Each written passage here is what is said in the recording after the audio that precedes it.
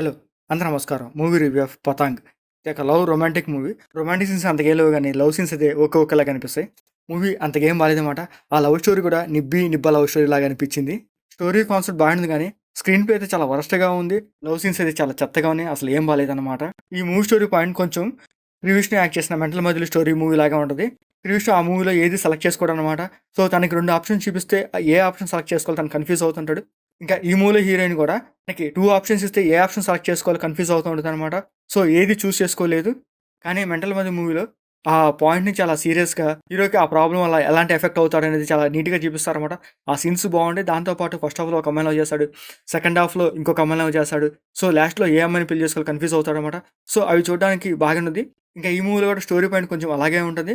ఇంకా మన heroine Aishwarya same తనకు కూడా అదే ప్రాబ్లమ్ ఉంటది. సో, తను ఏది చూజ్ చేసుకోలేదు. 2 ఆప్షన్స్ ఇస్తే ఏది సెలెక్ట్ చేసుకోలేదనమాట.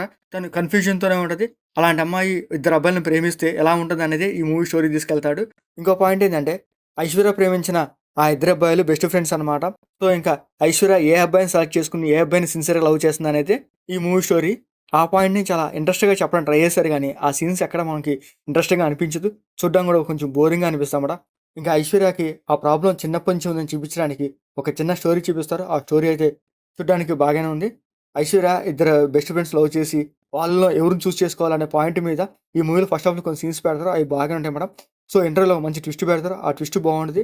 ఆ ట్విస్ట్ బేస్ చేసుకొని సెకండ్ హాఫ్‌లోకెళ్తారు. సెకండ్ హాఫ్‌లో వచ్చే సీన్స్ కూడా అంత ఇంట్రెస్టింగ్‌గా అనిపించవనమాట. ఫస్ట్ హాఫ్ అయితే ఓకే ఓకే అనిపిస్తాయండి. సెకండ్ హాఫ్ అయితే చాలా వరస్ట్‌గా ఉందనమాట. సో, ఏదో పతంగ గేమ్ అని ఒకటి పెట్టారు. ఆ గేమ్ సీన్స్ అయితే చాలా వరస్ట్‌గా ఉన్నాయి. ఆ సీన్స్ చూడంగానే నాకు తలనొప్పి వచ్చింది. అసలు ఏం బాలేదనమాట. ఇంకా క్లైమాక్స్‌లో కూడా వెరీ రొటీన్ క్లైమాక్స్ పెడతారు. ఆ రొటీన్ క్లైమాక్స్‌తోనే ఈ మూవీ ఎండ్ చేస్తారనమాట. ఇంకా ఈ మూవీలో ఐశ్వర్యగా ప్రీతి పగడాల చేస్తుంది. తన క్యారెక్టర్ బాగుంది. ఆ క్యారెక్టర్ దగ్గర తన యాక్టింగ్ పర్ఫార్మెన్స్ పర్లేదు. ఓకే ఓకేలాగా అనిపిస్తాయి. ఇంకా రిమైనింగ్ క్యారెక్టర్స్ కూడా బాగానే ఉంటాయి. ఇంకా ఈ మూవీలో సాంగ్స్ కూడా పర్లేదు. ఓకే ఓకేలాగా అనిపిస్తాయి. అవి స్టోరీ బేస్ సాంగ్స్ అనమాట. ఇంకా ఈ మూవీ టెక్నికల్ కాస్త పర్లేదు బాగానే ఉండేది.